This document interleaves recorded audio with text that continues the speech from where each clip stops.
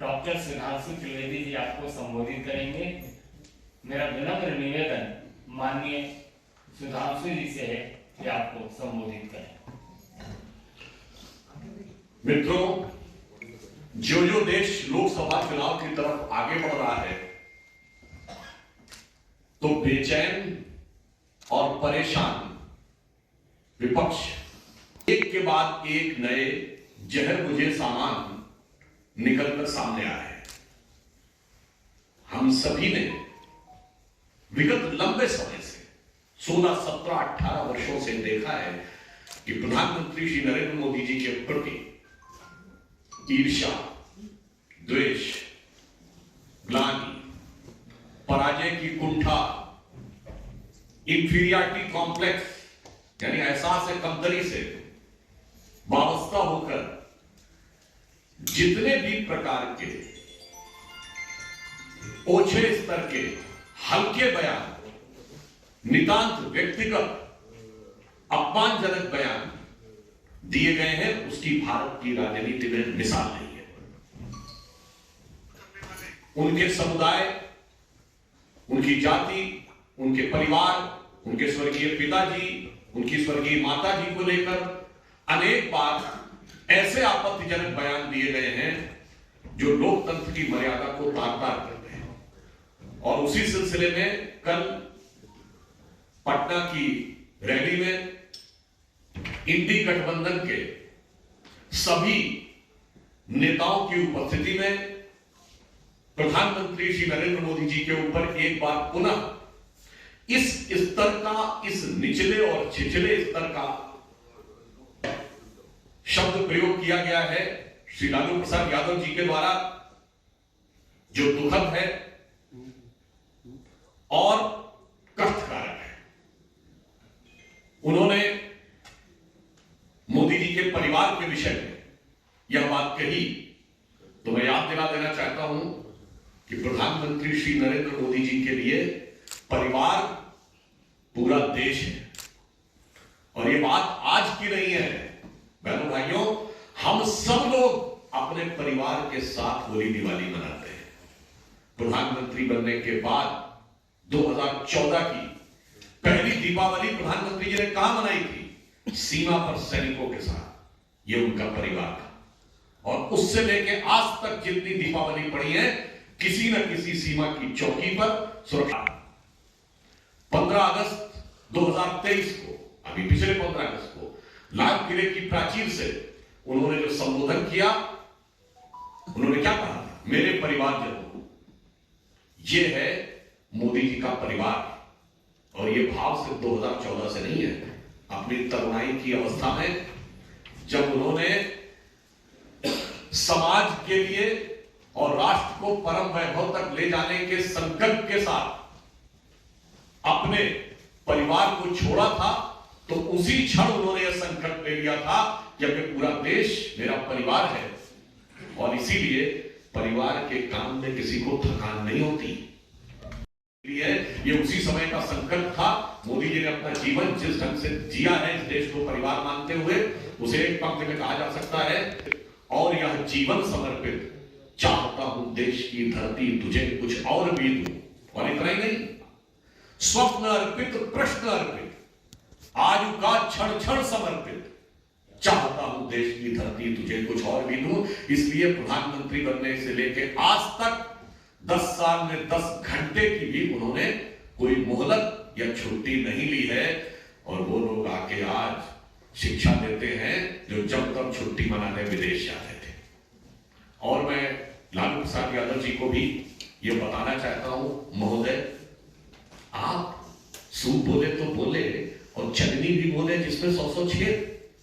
जो eradication of सनातन धर्म की कॉन्फ्रेंस करते हैं, उत्तर भारत में हिंदू धर्म को धोखा बताते हैं, जिनकी सरकार के शिक्षा मंत्री पोटेशियम साइनाइड बोलते हैं, तो रामचरितमानस और हिंदू धर्म ग्रंथों के बारे में तमाम अनाप शनाप, उल्टी सीधी और अत्यंत निंदनीय बातें करते हैं। अब वो हिंदू होने के सर्टिफिकेट देने लगे। तो मैं इनकी बात का उत्तर सैद्धांतिक भी देता हूं और राजनैतिक भी। लालू प्रसाद यादव जी को मैं याद दिलाना चाहता हूं, महोदय, अगर आपकी शिक्षा मंत्री ने थोड़ी सी शिक्षा हिंदू धर्म से ली होती तो उसे समझ में आता। हिंदू धर्म में, सनातन धर्म में पुत्र का महत्व नहीं होता है, शिष्य का महत्व होता है। श्री राम मंदिर की प्राण प्रतिष्ठा हुई है। मैं आप सबसे पूछना चाहता हूं, आपने हनुमान जी के जो उनके भक्त थे और शिष्य, हजारों हजार मंदिर देखे होंगे, उनके पुत्र लव कुश के मंदिर देखे हैं कहीं? पुत्र का नहीं, शिष्य का महत्व है। द्रोणाचार्य, उनके बेटे अश्वत्थामा का स्थान नहीं ऊंचा है, अर्जुन का स्थान ऊंचा है, जो उनका शिष्य था। भगवान राम ने अपनी सारी शक्ति हनुमान जी को दी है। द्रोणाचार्य ने विद्या पुत्र को नहीं दी, शिष्य को दी है।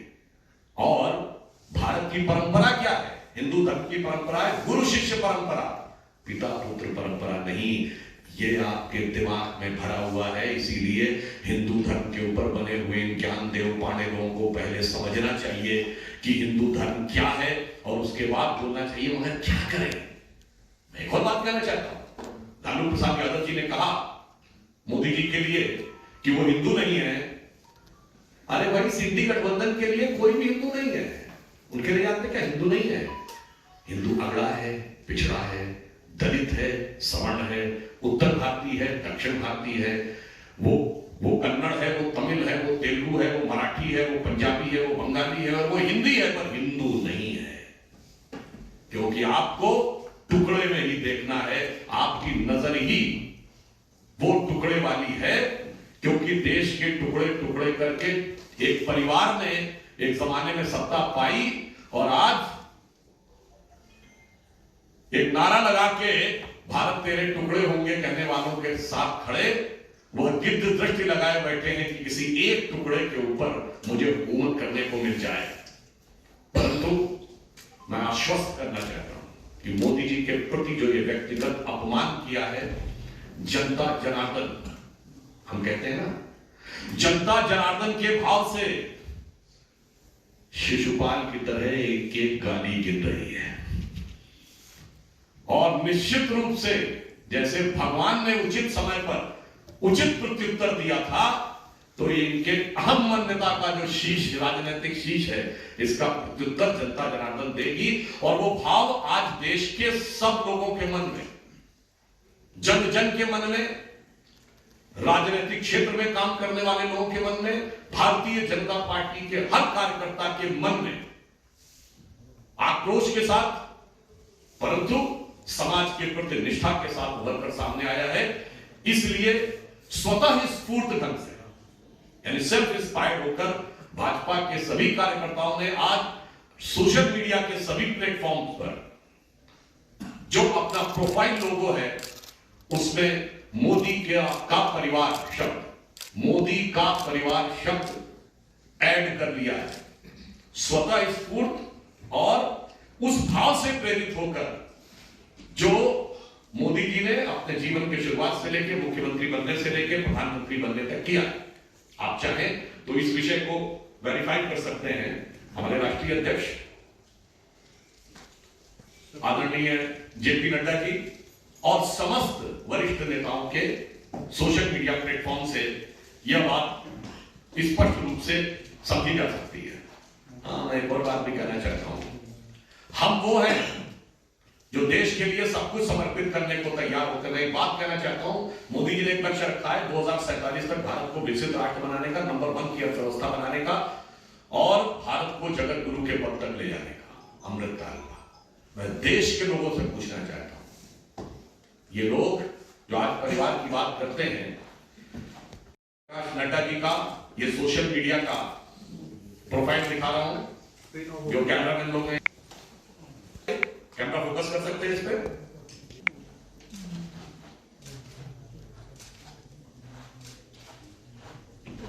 देखिए, ये परिवार का भाव हमारा इससे प्रेरित है कि हम ये कहते हैं कि 2047 तक इस पूरे परिवार को नंबर 1 की अर्थव्यवस्था बनाना है।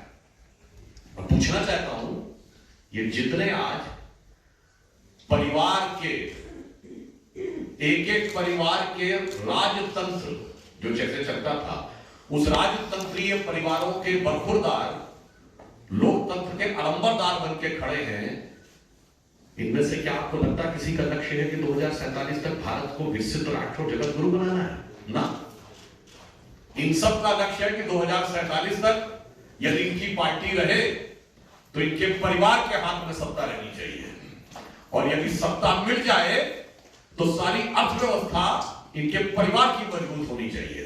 मोदी जी का लक्ष्य है भारत विकसित प्रखर होकर आना चाहिए और भारत की अर्थव्यवस्था मजबूत होनी चाहिए। इसलिए हम ये कहते हैं ना, हम रहे ना रहे, भारत ये रहना चाहिए। ये कहते हैं भारत रहे या ना रहे, भारत चाहे टुकड़े में रहे, मेरा परिवार रहना चाहिए। आपको याद हो हमारे, और ये कोई ऐसा नहीं कि हम कल की प्रतिक्रिया में बोल रहे हैं, हमारे राष्ट्रीय अधिवेशन में आपको याद हो आदरणीय अमित शाह जी ने क्या बोला था इन सारे दलों के लिए। 7 पारिवारिक दलों के अलंबरदार आज आकर ये कहते हैं इनका क्या लक्ष्य है। लालू प्रसाद यादव जी का क्या लक्ष्य है? मेरा बेटा सीएम बन जाए। स्टालिन जी का क्या लक्ष्य है? मेरा बेटा सीएम बन जाए। शरद पवार जी का क्या लक्ष्य है? कि मेरी बेटी सीएम बन जाए। ममता जी का क्या लक्ष्य है? मेरा भतीजा सीएम बन जाए। और स्वर्गीय मुलायम सिंह जी अपने बेटे को सीएम बनाकर ही गए। ये सोच में अंतर है, हमारी सोच और उनकी सोच में। इसलिए मैं सिर्फ ये कहना चाहता हूं कि ये चुनाव एक सोच का चुनाव है। एक सोच हो जो भारत की पहचान को टुकड़ों टुकड़ों में बांटकर अपने परिवार का स्थान ऊंचा रखना चाहती है। और ये बात मैं इसलिए ईमानदारी से कहता हूं, ये सब नेता जो कहते हैं हम गरीब की बात करते हैं, हम दलित और पिछड़े की बात करते हैं, सत्ता में आने के बाद सबसे तेजी से इन्हीं की धन संपत्ति बढ़ गई है। मैं लालू जी से पूछना चाहता हूं, आज का आपका बयान नहीं है, 24 अक्टूबर 1990 को जब आडवाणी जी को गिरफ्तार किया गया था, दूरदर्शन के आर्काइव्स में जाकर देख लीजिएगा, उन्होंने बोला था कुछ नहीं होता, ये हिंदू कुछ नहीं होता, जात बिरादरी का देश और रामलला का उनके भीतर खड़ा था क्या? ये बोलने वाले लोग थे। कहते थे गरीब गुरबा की सरकार है। आज गरीब गुरबा का परिवार बिहार का सबसे अमीर परिवार है। मोदी जी कहते हैं तन समर्पित, मन समर्पित और यह जीवन समर्पित। वो कहते हैं नौकरी चाहिए तो तेरी जमीन भी मुझको अर्पित, पैसा ना। तो इसलिए मैं सिर्फ ये कहना चाहता हूं कि ये विषय एक गंभीर विषय है जिसको लेकर भारत के हर व्यक्ति के मन में वेदना है, और वही वेदना भाजपा के कार्यकर्ताओं के मन में भी। और एक दूसरा विषय, और मैं ईमानदार और अजब और अलबेले किरदार श्री अरविंद केजरीवाल जी ईडी के सामने जाने से बच रहे हैं, और अब ईडी को तकनीकी ज्ञान समझा रहे हैं। साहब, आपने कभी सुना है कि जो मुल्जिम हो वो मुंसिफ की कुर्सी पर बैठ जाए? यानी आरोपी न्यायाधीश की कुर्सी पर बैठ के बताए कि यह काम इस नियम के तहत होना चाहिए। और मैं इनका एक पुराना 10 सेकंड का स्टेटमेंट सुना रहा हूं।